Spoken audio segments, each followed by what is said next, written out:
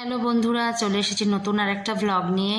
যারা এখনও আমার চ্যানেলটা সাবস্ক্রাইব করোনি অবশ্যই সাবস্ক্রাইব করে নেবে, বেল বটনটা টিপে সঙ্গে থাকবে, সাথে থাকবে নতুন নতুন ব্লগ দেখার জন্য, বেড়াতে যাবার ব্লগ।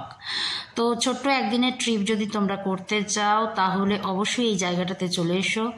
অনেক 23টা মন্দির তোমরা এখানে পাবে, যারা মন্দির ব্লগ করো তারা অবশ্যই আসবে। হ্যাঁ বন্ধুরা, আমরা চলে এসেছি। এটা হচ্ছে পরেশনাথ পাহাড় এবং এই পাহাড়ের ওপরে এই মন্দিরটা রয়েছে।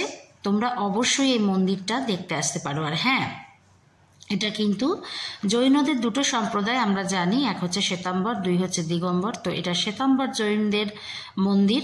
কি অপূর্ব সুন্দর মন্দিরের কারুকার্য এবং সুন্দর একটি মন্দির। যদি তোমরা দেখতে চাও তো অবশ্যই এই মন্দিরে আসতে হবে। হ্যাঁ, তবে কিন্তু খাড়া পাহাড়, সেই পাহাড়টাকে অতিক্রম করে তবেই তোমাদের এখানে তোমরা পৌঁছতে পারবে। তো বন্ধুরা, আমার সঙ্গে থাকবে, সাথে থাকবে নতুন নতুন ব্লগ দেখার জন্য। পাহাড়ের ওপর থেকে এই দেখো কত সুন্দর শহরটা দেখানো যাচ্ছে। তো সঙ্গে থাকবে, সাথে থাকবে।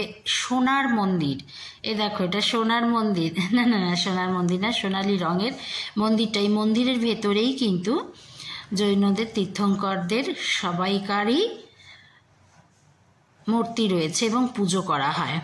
তো খুব সুন্দর একটি ব্লগ। তোমরা যদি দেখতে চাও অবশ্যই অবশ্যই আমার সাথে যুক্ত থাকবে এবং সুন্দর সুন্দর ব্লগ দেখার জন্য রেডি হয়ে থাকো। এ দেখো একটা গুফা দেখতে পেয়েছি পাহাড়ের উপরে।